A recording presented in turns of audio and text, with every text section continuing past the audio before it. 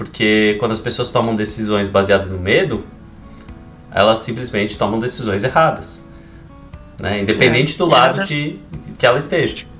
E são erradas porque, como o medo ativa a reação de luta ou fuga, uma das questões quando a gente está em reação de proteção é a diminuição, né? A gente tem a capacidade de discernimento, ela fica reduzida. Então a gente não consegue realmente acessar as memórias para trazer soluções eficientes. E é por isso que a gente toma atitudes normalmente que vão ser ruins, com resultados ruins, porque elas são imediatistas.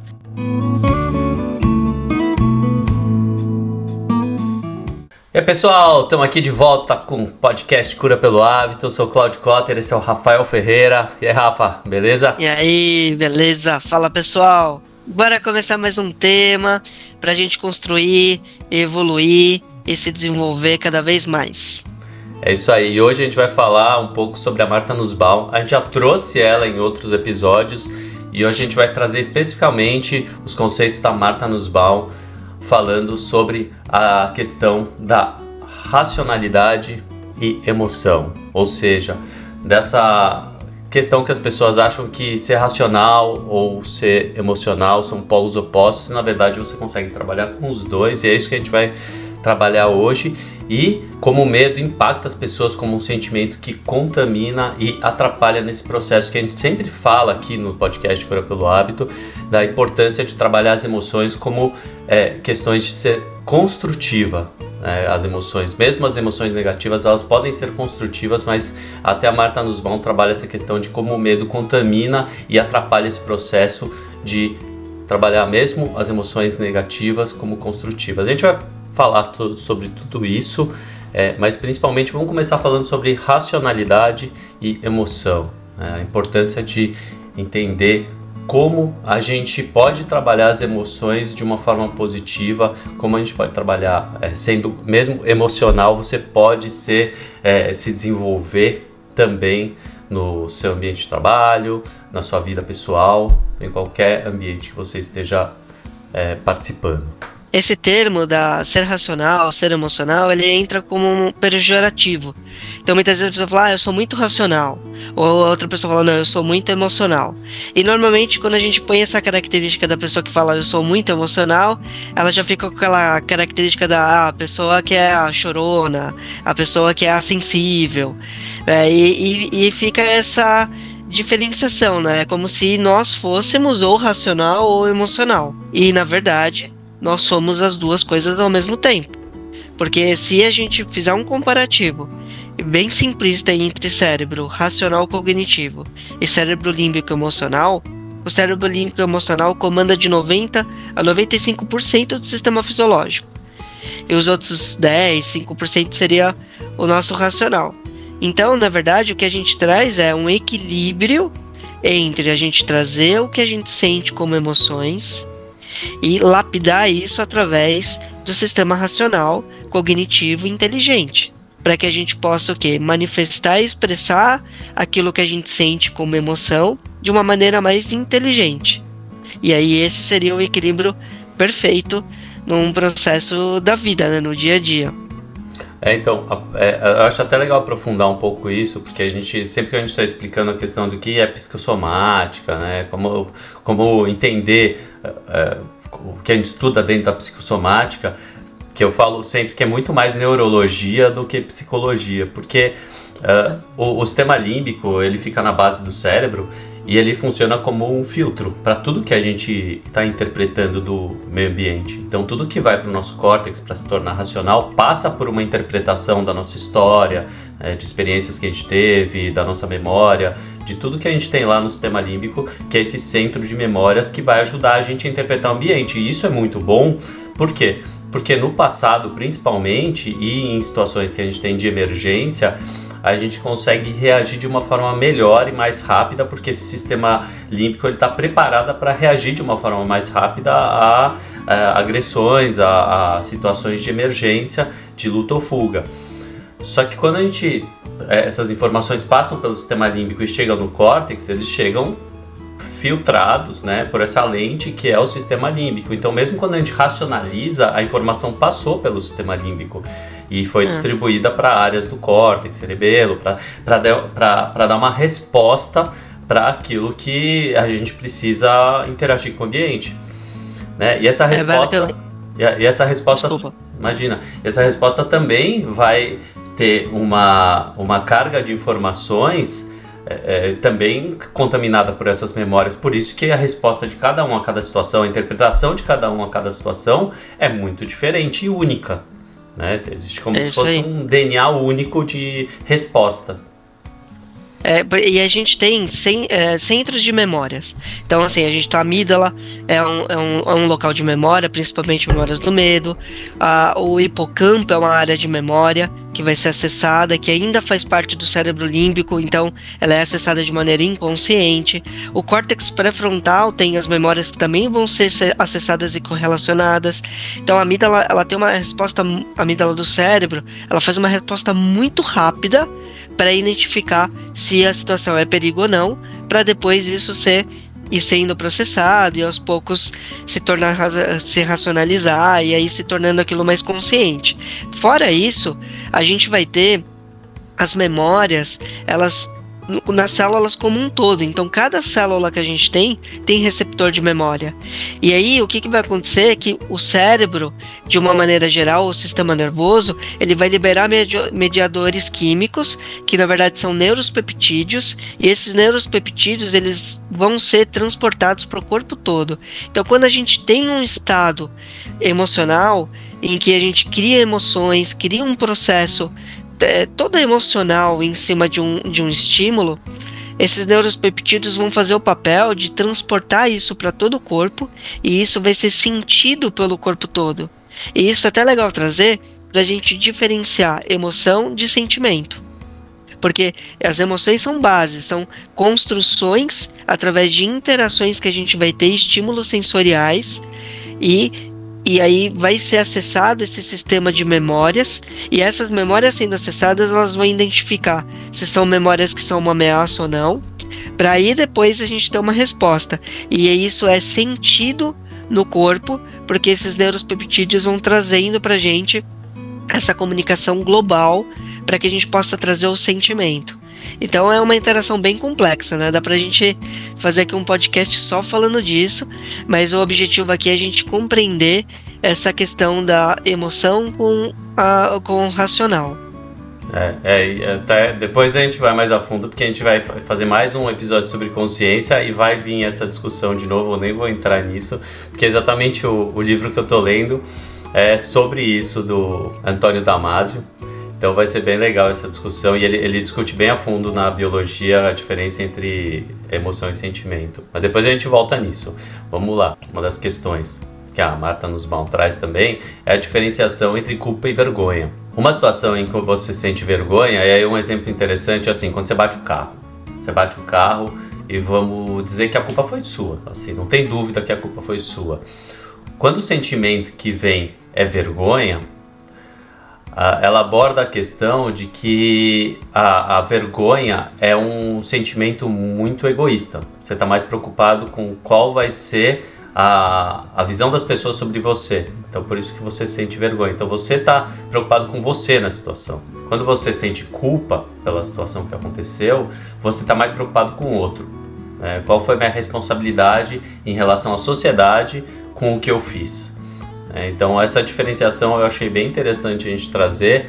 E outra questão assim que a Marta Nussbaum traz é a questão de como a gente tem emoções que trazem desconforto, emoções que vão ser difíceis de lidar, e emoções que nos trazem conforto, que vão trazer equilíbrio, que vão ser mais fáceis de lidar.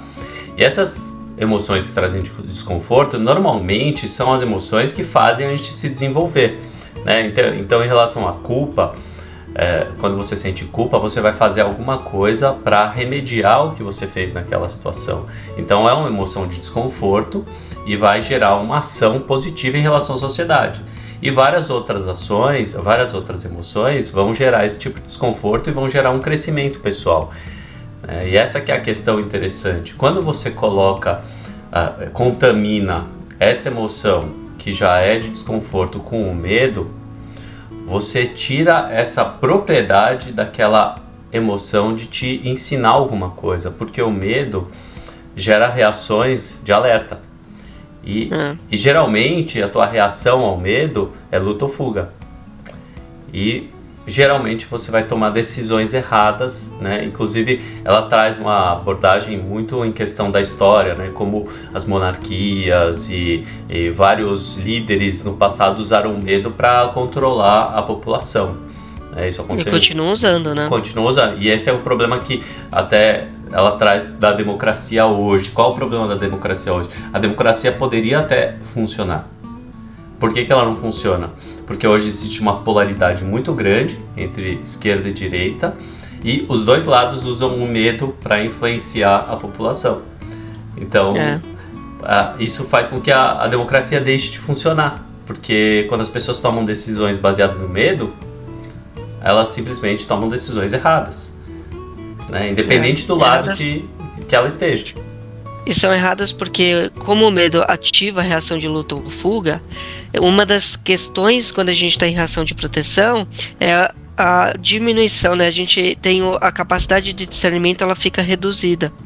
Então a gente não consegue realmente acessar as memórias para trazer soluções eficientes.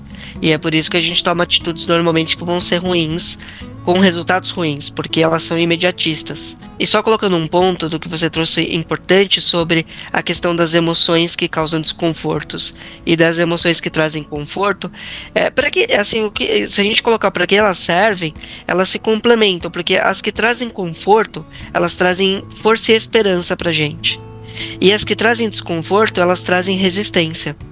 Então, a partir do momento que a gente recebe a resistência, a gente usa as emoções que trazem conforto para trazer esperança e força para não combater, mas para criar musculatura, criar desenvolvimento, aprendizado para vencer a resistência. E isso traz um balanço, um equilíbrio extremamente benéfico no nosso desenvolvimento. Não é, Cláudio? Inclusive, se falou de esperança, inclusive essa é a solução que ela traz para essas situações de medo e que acontecem o tempo inteiro na nossa sociedade, né? Uma das soluções que ela traz, que eu achei bem interessante, eu sou super a favor, é um programa de jovens. Ela é americana, né? Então ela traz esse programa muito baseado no que ela vê de erros que estão acontecendo na sociedade americana já há muito tempo, que ela considera que poderiam estar sendo abordados de uma forma diferente. E uma das coisas que ela propõe é esse programa onde os jovens eles pudessem participar de programas que ajudassem a sociedade de alguma forma. Então, grupos de jovens que fossem interagir com outras classes sociais, com outras nacionalidades e fossem ajudar idosos, pessoas com necessidades especiais, ajudar crianças. Então eles participariam desses programas para ajudar pessoas. O que isso vai fazer, né? No conceito do que ela traz, vai fazer com que esses jovens conheçam os problemas da sociedade, entendam como vivem pessoas de outras nacionalidades, como elas pensam. Interagir com pessoas diferentes faz com que você deixe de ter medo, porque quando você entende o outro, quando você começa a se conectar com pessoas de outras culturas, outras origens, você deixa de ter medo dessas pessoas e começa a ter entendimento, você começa a ter conexão, e essa conexão faz com que, por mais que, por exemplo, os políticos tentem colocar medo nas pessoas para que elas tomem decisões que sejam favoráveis a eles, ela já conhece a sociedade, ela já tem informação sobre como a sociedade funciona, e a informação é a arma mais importante para que as pessoas deixem de ter medo. Né? A informação, o entendimento é o que faz com que as pessoas deixem de ter medo, porque elas entenderam a sociedade. É isso mesmo. E o medo traz uma outra consequência, que é uma das coisas que a gente aborda muito, que é, além do isolamento, então a tendência a isolar vai continuar mantendo a gente em alerta, e alerta gera tensão, e tensão vai gerar o quê? Problemas, dores, problemas da saúde, porque a gente começa a ter dores físicas, além das emocionais, a gente começa a ter dor física. Por quê? Porque tensão no corpo todo e você continua movimentando e fazendo o dia a dia e aquilo vai começar a gerar dor, gerar inflamação. E essa é uma questão também que a gente precisa trabalhar. E isso vai virando um círculo vicioso. Então, dentro desse processo todo, então o que que a gente pode fazer para compreender, né, com informações a gente consiga mudar essa força, muitas vezes, que o medo exerce sobre nós e que nos incapacita, né? Que é uma incapacidade que acaba sendo gerada geral, né? Uma incapacidade social, porque você vai atuando através do medo e vai perdendo a conexão com as coisas e consigo mesmo. Então isso é muito importante a gente compreender aqui como a gente pode mudar, né, Cláudio? Como a gente pode trazer essa mudança para o dia a dia. E é interessante, assim, a gente fala isso, a gente repete muito essa questão, né, de como é importante entender as emoções, é importante aprender a lidar, o crescimento que a gente pode ter com essas emoções que causam desconforto e tal. E assim, repetidamente, eu vejo ainda, por mais que a gente repita, por mais que a gente fale, é lógico que não é só a gente que está falando isso, você vê muitos profissionais falando nesse sentido de como as emoções impactam na dor, nas lesões e tal.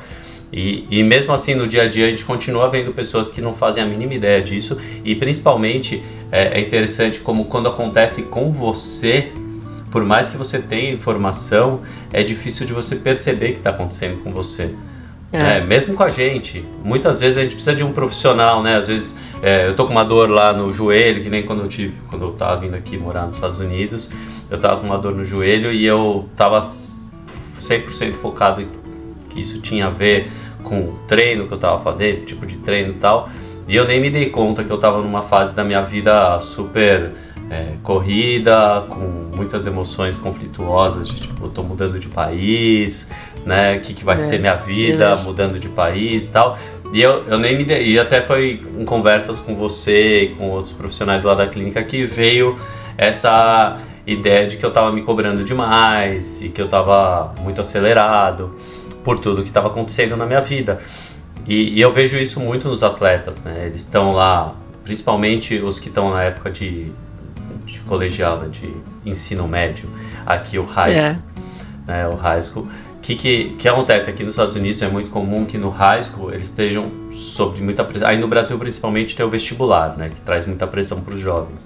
Aqui nos Estados Unidos tem também uma prova, que tem algumas provas que eles fazem, que também são relativamente parecidas com o vestibular, mas existe uma outra pressão que muitos deles que eu conheço estão com a pressão de conseguir bolsa por causa de esporte, então eles estão se dedicando muito para a escola e para o esporte, né? E outros não, que estão mais na parte dos estudos mesmo, querem tentar a bolsa mais pelos estudos.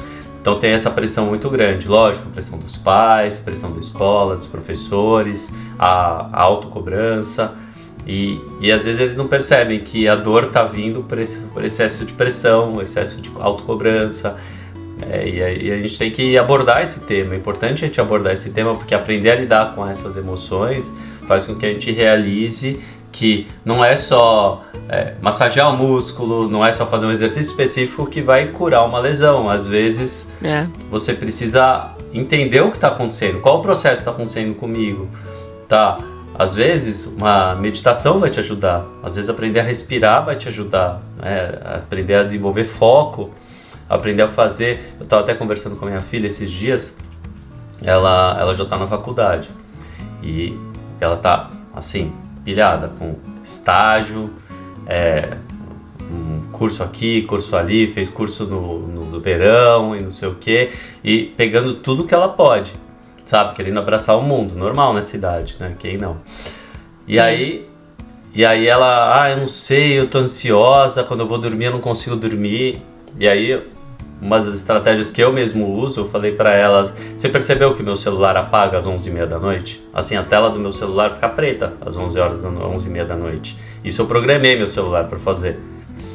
E é isso por quê? Porque eu não quero ver as mensagens que estão chegando. Eu não quero ver notificação a partir das 11h30, porque é uma forma de você ir desligando o seu cérebro. É uma forma de você e se acalmando e deixando o dia acabar, né? E diminuindo a velocidade do cérebro, porque se você vai até a hora de dormir vendo vídeo no Instagram, TikTok e pensando no teu estágio, na tua faculdade, tudo que você tem que fazer pro dia seguinte, teu cérebro não desacelera. E aí você deita na cama, você tá lá, pilhado.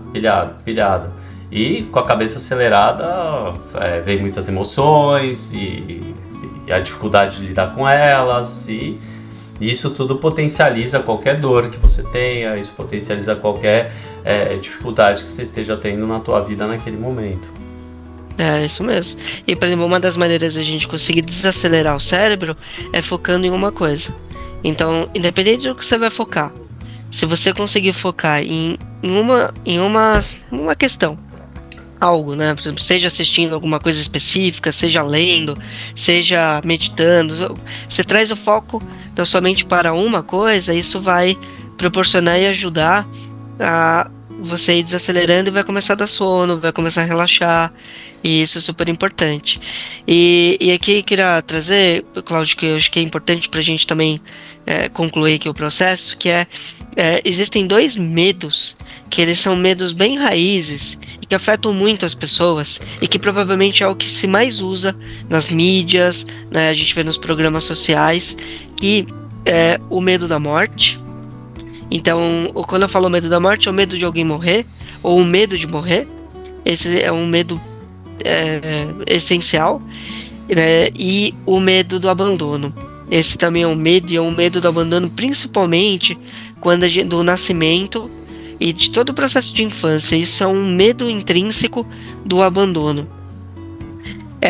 E isso a gente vê basicamente as questões que geram mais medo são essas, né? São algo que envolve, isso vai matar, vai morrer, ou tipo, você vai ser, né, abandonado, né? Você vai perder alguma coisa. E como que a gente faz então para a gente conseguir minimizar o efeito nocivo que isso pode causar, né? Porque assim, o medo em si ele vai existir, mas a gente pode se tranquilizar mais em relação a essas questões. Então, como que a gente pode fazer isso? Trabalhando a nossa mente consciente, o nosso cérebro racional. Ele é um cérebro extremamente inteligente, capaz de criar várias situações. Então, em vez de a gente ficar criando situações em que a gente vai ficar imaginando o pior, a gente usa isso a nosso favor.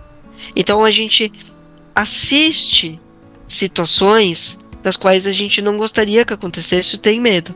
Então, por exemplo, o medo do abandono. Então, começa a pensar, e se eu for abandonado? E se eu perder tal coisa?